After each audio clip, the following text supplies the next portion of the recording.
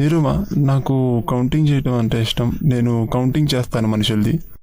నా భార్య నాకు చెప్తూ ఉంటుంది ఏంటంటే ఇప్పుడు ఇంట్లో ఒక ఫర్నిచర్ చేయించాలని. అయితే నేను అంటాను, ఫర్నిచర్ అది ఏం మనకు ఉపయోగం, నేను స్కూటర్ తీసుకోవాలి. నేను స్కూటర్ 8-10 సంవత్సరాలు వాడతాను, కానీ తనకి ఫర్నిచర్ 4 సంవత్సరాల్లో మళ్ళీ కొత్తది కావాలి. అయితే ఇది నా లాభమా లేకపోతే తను ఖర్చు ఎక్కువ పెడుతుంది?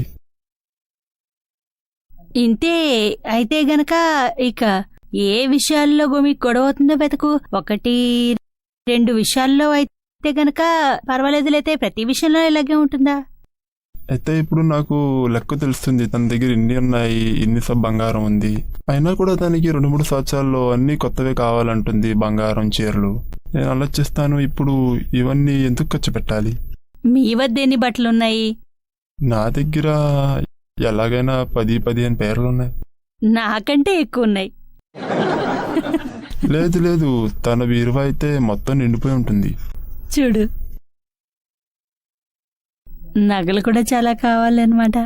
అవును, బంగారం గురించి కూడా ప్రతి 2-3 సంవత్సరాల్లో అంటుంది కొత్త బంగారం కొనాలి అయ్యని. కానీ నిరుమా, వాళ్ళు సంపాదిస్తారు, అందుకే భార్యలు ఖర్చు పెడుతుంటారు. లేకపోతే ఎందుకీ పరుగులు పెట్టే అవసరము? ఖర్చు పెట్టాలి కదా. మేం కాకపోతే లోన్ తీసైనా కూడా మనం కొత్త ఫర్నిచర్ చేయించుకోవాలి, కొత్త బండి కొనాలి. అయితే ఇప్పుడు మేమేం చెయ్యాలి? ఇంత తెలుసుకో, లోన్ తీసుకుని ఖర్చు పెట్టద్దు. బరువు నీ తలపై వస్తుంది. ఈరోజు కాకపోతే రేపు సపోజ్ మనం లోన్ కట్టలేకపోతే ఎంత టెన్షన్ అవుతుంది. శాంతి ఉంటున్నారు కదా, 4 మెతుకులు తింటున్నారు కదా, పాత ఫర్నిచరు, బట్టలు, నగలు, ఇంతలోనే శాంతి ఉంది కదా. ఇవన్నీ వెళ్ళిపోతే మంచి మంచి నగలు, మంచి మంచి ఫర్నిచరు ఉన్నా కూడా లోన్ కట్టలేకపోతే ఇక అలాంటి వ్యాపారం చేయాల్సిన పని లేదు. మీ వద్ద డబ్బు ఉంటే, సర్ప్లస్గా ఉంటే మరి ఇద్దరూ కూర్చుని కాంప్రమైజ్ చేసుకోండి. నిజంగానే అవసరం ఉందా కొత్త ఫర్నిచర్ కోసం లేదా నగల కోసం? నగలు ఓ రకమైన ఇన్వెస్ట్మెంట్, కానీ ఫర్నిచరు, బట్టలు, ఫర్నిచర్ అవసరమా? తప్పకుండా తీసుకో అవసరమైతే. కేవలం గొప్ప కోసము చూపించుకోవడానికి అయితే, కానీ ఈ రోజుల్లో ఎలా ఉంటే చూపించడానికి అయింది. భార్యకు కూడా చూపించాల్సిన పని ఉంది.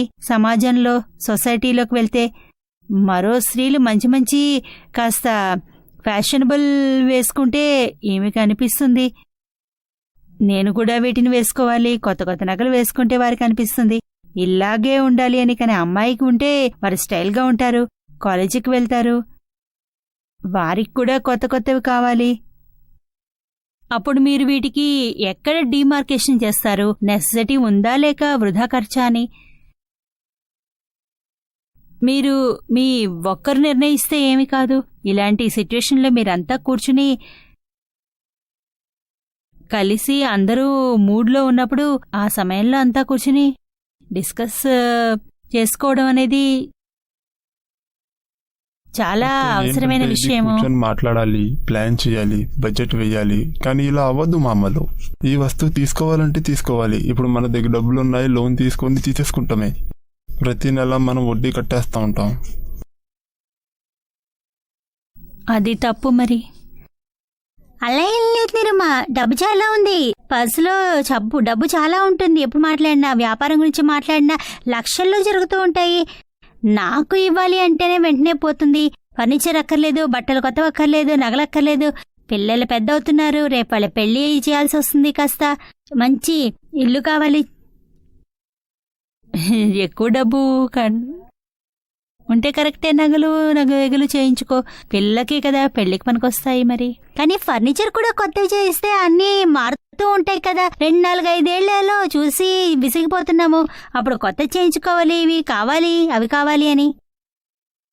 ఫర్నిచర్ 4-5 ఏళ్లు చూసి విసిగిపడుతుంటే భర్తని 25 ఏళ్లు చూశాక ఎంత విసిగిపోవాలి? ఆయన్ని మర్చేస్తావా? లేదు, ఆయన ఎక్కడికి వెళ్తారు? రేపొచ్చి అలాగే అంటావు. లేదు నిరుమ, కాస్తైనా ఏదైనా ఉండాలి కదా, చేంజ్ ఉండాలి కదా. భర్తని మార్చుకోలేం, కానీ ఇంట్లో అయినా చేంజ్ తెచ్చుకోవాలి కదా. కొద్దిగా తీసుకురా, కానీ దాని వెనకాల లోన్ తీసుకుని చేయక్కర్లేదు కదా. మీరు ఎక్కడికైనా దీన్ని మించకపోతే సరే. నేను స్కూటర్ తీసుకోవాలంటే 3-4 సంవత్సరాల్లో కొత్తది లేదంటుంది, కానీ ఫర్నిచర్ 3-4 ఏళ్లలో కొత్త స్కూటర్ అవసరం ఏముంటుంది? స్కూటర్ సరిగ్గా నడుపుకుంటే నడవని. ఆమె కొత్త ఫర్నిచర్ని అడుగుతోంది. నడుస్తుంటే వాటితోనే గడపండి. ఎక్కడ అవసరమో అక్కడ చేయండి ఖర్చు. అలా చేస్తే ఎలాగా? ఎక్కడ అవసరమో అక్కడ ఖర్చు చేయండి. నిరుమా, ఈ మాటలన్నీ విన్న తర్వాత నేను మీకు ఒక విషయం చెప్పాలనుకుంటున్నాను. ఏంటంటే నా ఫ్యామిలీలో చాలా ప్రాబ్లమ్స్ ఉన్నాయి వైఫ్ హస్బెండ్కి సంబంధించి. నాకు ఉన్న ఒక అలవాటు ఏంటంటే నా అందరు ఫ్రెండ్స్కి తినిపించేవాడిని. ఎప్పుడైతే నేను పార్టీలు చేసుకునేవాడినో అప్పుడు 80 నుంచి 100 వరకు ఫ్రెండ్స్ వచ్చేవారు. అందరూ తాగేవారు, డ్రింక్ చేసేవారు, ఇంకా తర్వాత చెప్పేవారు, ఓ పార్టీ చాలా బాగుంది, ఇట్స్ వండర్ఫుల్, ఇలాంటివి చాలా. కానీ నాకు వాళ్ళు పొగిడేవారు, ఇంకా నేను చాలా సంతోషపడేవాడిని అని. కానీ ఎప్పుడు కూడా నేను ఇది ఒకటి ఆలోచించలేదు. ఏంటంటే మా ఆవిడ పొద్దున్నే 8ంటికి లేచి సాయంత్రం 8 వరకు వంట వండుతుందని. ఇంకా తను ఎప్పుడైతే ఎక్స్పెక్ట్ చేసేదో, తను 8 months ప్రెగ్నెంట్ అయినప్పుడు అప్పుడు కూడా నేను ఇంకా హస్బెండ్లో ఏదైతే ఒక అహంకారం ఉంటుంది కదా, ఇంకా ఇదే నేను ఆలోచించేవాడిని. ఏంటంటే మేమే సత్యమని, మేము భార్యతో ఏదైతే చెప్తామో అది చెయ్యాలి తను. ఇంకా తను 8 నెలల ప్రెగ్నెంట్ అయినప్పుడు కూడా నేను పార్టీ పెట్టాను. అయితే ఇప్పుడు ఇవన్నీ ఏదైతే చూస్తున్నానో నాకున్న ఫోర్స్ నాలో కనపడుతుంది. ఏంటంటే ఎన్ని తప్పులు నేను చేశానని. ఇంకా మా ఫ్యామిలీలో చాలా పెద్ద టెన్షన్ వచ్చింది. కానీ ఒక విషయం ఏంటంటే మా భార్య మా ఫాదర్కి ఎంత సేవ అయితే చేసిందో, అయితే ఆ విషయం ఇప్పటికీ కూడా మా గుండెల్లోనే ఉంది. సెపరేషన్ అయిపోయింది, అయినా కూడా మా అమ్మ నాతో చెప్పేది ఏంటంటే నువ్వు పిల్లల్ని దగ్గరికి తీసుకో.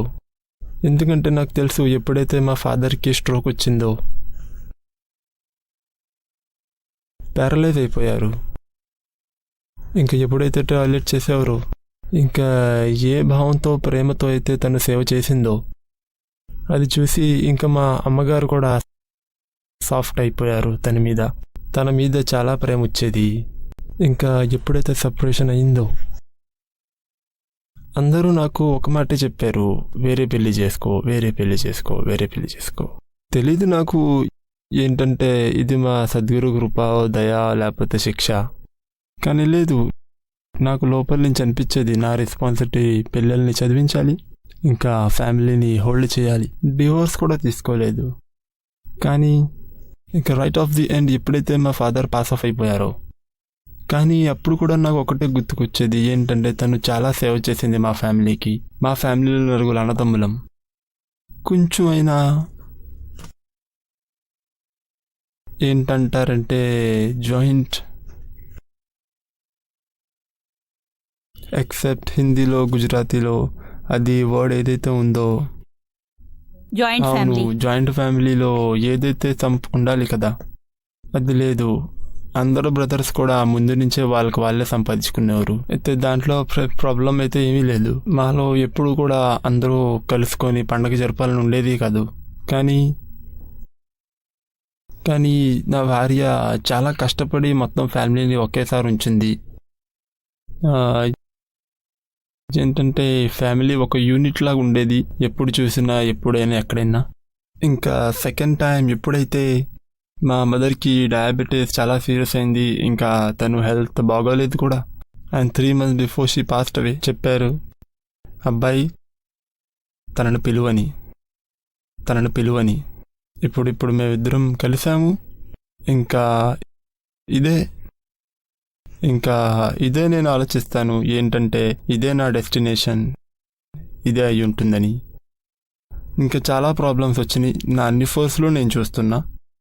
ఏంటంటే నేను చాలా పాపాలు చేశాను, దీనికి నేను అనుభవించాలి. ఇంకా అత్తగారి ఫ్యామిలీ నుంచి కూడా నాకు చాలా సపోర్ట్ వచ్చింది. ఎంత బ్రేక్ డౌన్ అయిందంటే, కానీ ఎప్పుడు కూడా నెగిటివిటీ గురించి చెప్పలేదు తను. తనకి ఇలాగే అనిపించింది ఏంటంటే నేను ఇండియా వచ్చి తనతో పాటే సెటిల్ అవ్వాలని. కానీ నేను ఇదే చెప్పాలనుకుంటున్నాను, ఏంటంటే అప్పుడప్పుడు గివింగ్ నేచర్ ఉండాలని. ఇంకా అందరూ ఒకటే ఆలోచిస్తారు, ఏంటంటే నేను చేసిందే కరెక్ట్, ఇది ఒక అబ్బాయి ఆలోచించే తప్పు. కానీ అప్పుడప్పుడు ఫ్యామిలీతో పాటు ఉండడం, ఫ్యామిలీని హోల్డ్ చేయడంలో చాలా సంతోషం ఇస్తుంది. ఏంటంటే ఎప్పుడైతే ఒక ప్రైడ్ డౌన్ చేస్తే ఇంకా ఫ్యామిలీ యూనిట్ ఏదైతే ఉందో మన ఇండియాలో అది చాలా ఇంపార్టెంట్. మీరు ఎప్పుడైతే యూరోప్ వెళ్ళండి, అమెరికా వెళ్ళండి, అప్పుడు కుక్కల్ని చాలా బాగా ట్రీట్ చేస్తారు మనుషుల కంటే. ఇంకా నేను ఇదే చెప్పాలనుకుంటున్నాను, ఏంటంటే ఎప్పుడైతే మన అహంకారం మన పైన వచ్చేస్తుందో ఇంకా ఫ్యామిలీని హోల్డ్ చేస్తే ఇది చాలా ఇంపార్టెంట్. ఇద్దరు పిల్లలు సంతోషపడ్డారు ఎప్పుడైతే న్యూస్ వచ్చిందో మేమిద్దరం ఒకటవుతున్నామని. ఇంకా చాలా ప్రపోజల్స్ ఇంకో సైడ్ నుంచి వస్తున్నాయి. చాలామంది అన్నారు, మీరు రాజ్కోట్ వెళ్ళండి, ఈ పార్సల్ తీసుకెళ్ళండి. ఇంకా 2 నెలల తర్వాత తెలిసింది ఏంటంటే నేను పాసెస్ ఇంకోళ్ళకి ఇచ్చేసాను రాజ్కోట్ వెళ్ళడానికి. ఇంకా చిన్న తమ్ముడు ఏం చెప్పాడంటే, నువ్వు చాలా తప్పు చేసావు, నీకోసం అక్కడ 2 లేడీస్ చాలా బ్యూటిఫుల్గా ఉన్నారు, నీకోసం అరేంజ్ చేశాను, నువ్వు ఇంటికి వెళ్ళలేదు. I don't know what were the circumstances ఉండేది నా లైఫ్లోని, కానీ ఇలాగా ఎప్పుడు కూడా వేరే స్త్రీల మీద నాకు ఈ ఆలోచన రాలేదు. నేనే వేరే ఫ్యామిలీ పెట్టాలని ఇలాగని ఎప్పుడు సెపరేషన్ అయితే అయిందో. కానీ నిరుమా, ఈ విషయం ఇండియాలో ఉండే ఫ్యామిలీస్కి నచ్చదు. ఇంకా ఒకళ్ళిద్దరిలో ఏదైతే ఉండాలో గివిన్ అంటారు. ఈ గివిన్ ఏదైతే ఉందో ఈ గివిన్ని ఇవ్వాలనిపిస్తుంది రాదర్ దెన్ టేక్ చేయటం వల్ల. చాలా మంచి విషయము. అయితే నేను ఇదే చెప్పాలనుకుంటున్నాను, ఏంటంటే ఎప్పుడైతే నేను వింటానో ఈ నెగిటివ్ అన్ని నాకు అనిపిస్తుంది ఇంకా పాజిటివ్లో ఇలా వెళ్ళిపోవాలని. ఏంటంటే ఫ్యామిలీ యూనిట్లో ప్రాబ్లమ్స్ అయితే అవుతాయి, అదే we need to be together. అదే చాలా మట్టికి కూడా అదే నాకు ప్రయత్నం కూడా. అందరికీ ఇదే విషయం తెలియజెప్తానికి ప్రయత్నిస్తాను. ఎంత మన భారతదేశపు అందమైన సంస్కారమో, ఫ్యామిలీ కోసం, తమ తల్లిదండ్రుల కోసం, అత్తమామల కోసము ఉన్న భావన ఇప్పుడు కాస్త తెగిపోతోంది. మళ్ళీ కలిసి ఇంకా మన అత్తమామలు, మన అమ్మా నాన్నలతో సమానము. ఏమన్నా చెప్పాలనుకుంటున్నారా? నా భర్త నన్ను చాలా పొగుడుతున్నారు, కానీ నేను దాన్ని పొగిడించుకోవడానికి అర్హురాలిని కాదు. నేను నా భర్తని వదిలి మరే ఓ వ్యక్తితో వెళ్ళిపోయాను. అప్పుడు నా భర్త అన్నారు, ఎప్పుడు కావాలన్నా నా ఇంటి తలుపులు తెరిచి ఉన్నాయి, వెనక్కి నువ్వెప్పుడైనా రావచ్చు అని. కానీ ఎప్పుడైతే మా భర్తతో పాటు వెళ్ళిపోయింది ఒక వస్తువు ఒకటి, అతను చనిపోయిన తర్వాత కొన్నేళ్ళ తర్వాత అతని దగ్గర ఉన్నాను 3 ఏళ్ళు. అప్పుడు నేను మా గురువుని ప్రార్థించేదాన్ని. అప్పుడు మా అన్న ఒకడు కలిశాడు మా సత్సంగంలో. నన్ను అతను అడిగాడు, నేను చెప్పాను నాతో మాట్లాడతారు, ఎందుకంటే నాతో ఎవరు మాట్లాడరు, నా ఫ్యామిలీలో కూడా, నా భర్త ఫ్యామిలీ నుండి కూడా. కానీ అతను నాతో మాట్లాడేవాడు, అనేవాడు, అమ్మా నేను నీకు చాలా మంచిదను, నువ్వు యు వెరీ నైస్, మీకు ఇలాంటి స్థితి వచ్చింది కానీ ఏదో పాపం చేశారు. నా భర్త ఫ్యామిలీ ఎంత మంచిదంటే నాలో మంచి చూస్తారు. నేను ఇంత చేసినా కూడా నన్ను అతన్ని ఎలా అడగాలి, నాతో పాటు మీరు సత్సంగం చేస్తారా అని. నాతో పాటు ఎవరు మాట్లాడరు. నేను గురువు గారి పత్రాన్ని చదవాలి కానీ ఏమీ అర్థం కాదు. అప్పుడు ఆయన అన్నారు, తప్పకుండా. అప్పుడు అతను వచ్చి ఎక్స్ప్లెయిన్ చేసేవారు. ఆయన నాతో చెప్పారు, మీ ధ్యేయం ఏమిటి, ఏం చేయాలనుకుంటున్నారు? నేను చెప్పాను, ముసలి వారికి సేవ చేయాలి అని ఉందని. నేను చేసేదాన్ని కూడాను. అప్పుడు నేను చెప్పాను, ఈ ముసలివారి సేవ చేస్తాను, ఇంకా భర్త చేస్తాను, భక్తి చేస్తాను అని. అప్పుడు ఆయన చెప్పాడు, అలా నువ్వు నీ కర్మ నీ భర్తతో పూర్తి కాలేదు, నువ్వు వెనక్కి వెళ్ళాలి.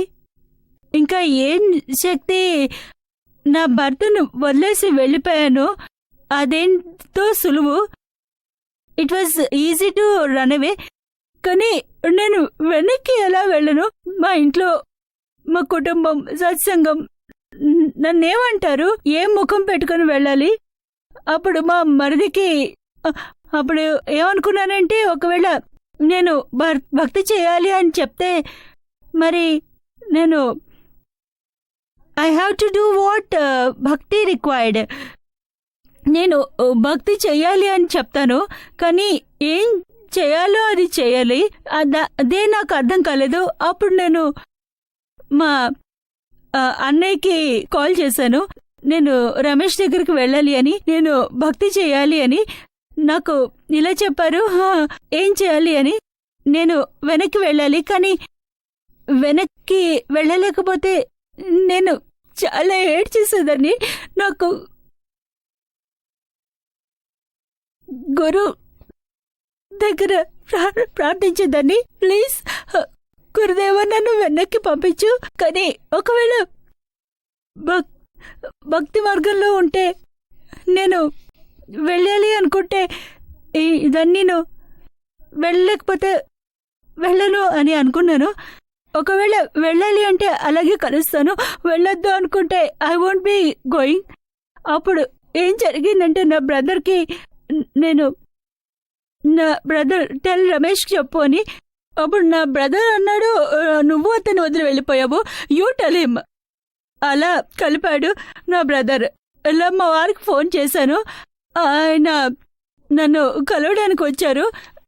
మీరు చెప్పారు మేల్లో అహంకారం చాలా ఉంటుంది అని, కానీ నా భర్తలో నాకు తెలిసింది ఆయనలో అహంకారం చాలా తక్కువ ఉందని. నేను వెనక్కి వచ్చాక మా అత్తగారు నన్ను లక్ష్మి లక్ష్మి అని పిలిచేది. నా లక్ష్మి వచ్చేసింది, నా లక్ష్మి వచ్చేసింది అన్నది. నా తోటి కోడళ్ళందరూ నన్ను దగ్గరకు తీసుకున్నారు. నాతో వాళ్ళు అనేవారు, వదినా మనం అంతా కలిసి ఉందాము. ఇప్పటికి కూడా నాకు ఎప్పుడు కూడా నా భర్త నన్ను వదిలి వెళ్ళిపోయావు అని అనలేదు. నా కజిన్ నుండి ఓసారి ఫోన్ వచ్చింది, చూడమ్మా నువ్వు చాలా భక్తి చేశావు అని, కానీ భక్తి కోసం నీకు ఎక్కడికి పోకర్లేదు, నా భర్తలోనే అన్నీ చూసుకున్నా నేను. నిజమైన మాట. భర్తే భగవంతుడు. మిమ్మల్ని లక్ష్మి అంటే ఆయన నారాయణుడైపోయాడు మరి. కానీ నేను మాత్రం అతని క్షమించేశారు కదా. అంతే ప్రేమ ఉంది కదా.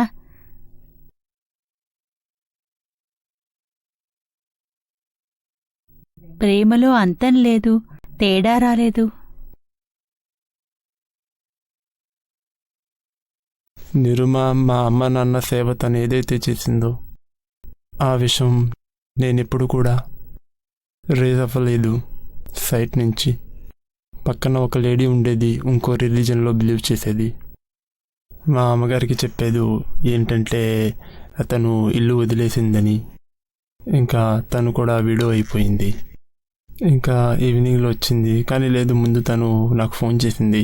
ఏంటంటే నేను ఎప్పుడైతే అమ్మగారి దగ్గరికి వెళ్ళానో తను చాలా ఇబ్బందిలో ఉంది, ఏంటంటే ఏదైనా పని ఉంటే నాకు చెప్పండి అని. అయితే నేను అన్నాను, కంగారు పడేసిన విషయం ఏమీ లేదు, everything is going perfect, don't worry about this. ఇంకా సాయంత్రం వచ్చింది, చెప్పింది ఆల్బర్ట్ హాల్లో ఒక ఫెస్టివల్ ఉందని, సాంగ్స్ ఇంకా మ్యూజిక్ ఫెస్టివల్ ఉంది, 2 టికెట్లు ఉన్నాయి నా దగ్గర. అయితే నా దగ్గర ఒక కంపెనీ ఉంది, లోపల నుంచి సద్గురు కృప ఉంటుంది, అందుకనే మేము మీకు కలవలేదు. కానీ తెలియదు ఏంటి రిజర్వ్డ్ ఎంత స్ట్రాంగ్ ఉందంటే. లోపల నుంచి ఇదే చెప్పేది, ఇంకా ముఖం మీద చెప్పేవారు, అంటే సారీ మేము సాటర్డే ఎక్కడికి వెళ్ళాం, మేము సత్సంగ్లోకి వెళ్తాం. ఇంకా నేను సత్సంగ్ ఎంత ఇంపార్టెన్స్ ఇస్తానంటే, సత్సంగ్లో వచ్చి చూడండి అన్ని విషయాలు బయటకు తెలుస్తాయి. ఏంటంటే ఏ మనిషి అయినా లేకపోతే స్త్రీ అయినా ఎవరైతే మాట్లాడలేరో ఏ విషయాలు ప్రైవేట్గా, అది మీ చరణం దగ్గరికి వచ్చి బయటకు వస్తాయి, ఓపెన్ అవుతాయి. ఇంకా దీంట్లో నుంచి ఎన్ని సమాధానాలు వస్తాయి అన్నిటికీ. ఇంకా ఇళ్ళల్లో కూడా ప్రాబ్లమ్స్ అయితే అవుతాయి, కానీ నేనైతే ఒకటే చెప్పాలనుకుంటాను, ఏంటంటే ఎప్పుడైతే ఇద్దరు కలిసి కూర్చొని ప్రాబ్లమ్ సాల్వ్ చేస్తారో అది బయట వాళ్ళ దగ్గర అవ్వదని. ఇంకా పెద్దవాళ్ళు ఆశీర్వాదం ఉండటం వల్లే ఇవన్నీ జరుగుతాయి, అన్ని ప్రాబ్లమ్స్ సాల్వ్ అయిపోతాయి, చిక్కు సమస్య ఉండదు. చాలా నిరుమ, మా ఇద్దరికి ఆశీర్వాదం ఇవ్వండి. ఏంటంటే నాలో చాలా ప్రాబ్లం ఉంది. ఏంటంటే నేను ద్వేషం చూస్తాను ఇంకోళ్ళని. ఇంకా నేను నా భార్య ద్వేషం ఎప్పుడు చూడకూడదు, తన నెగిటివిటీ ఎప్పుడు చూడకూడదు. నేను చాలా ప్రయత్నిస్తున్నాను. ఏంటంటే నా నోటి నుంచి ఎలాంటి తప్పు మాట రాకూడదు, ఎందుకంటే తను బాధపడుతుంది. చాలా మంచి విషయము. ఇక తప్పకుండా మీరు అలాగే చేస్తారు. నా ఆశీర్వాదం ఉంది. ఇప్పుడే మీకు చాలా మంచి జరిగింది. సంతోషంగా ఉన్నారు. ఆధ్యాత్మిక మార్గంలో నడిచేవారికి దుఃఖం అనేది ఉండదు. ఎవరి జీవితం తెరిచి ఉన్న పుస్తకం అవుతుందో వారి జీవితంలో ఏ దుఃఖమూ ఉండదు. దేవుని కృప వారిపై చక్కగా కురుస్తుంది. ప్రతి వ్యక్తి కృప ఉంటుంది వాళ్ళపైన.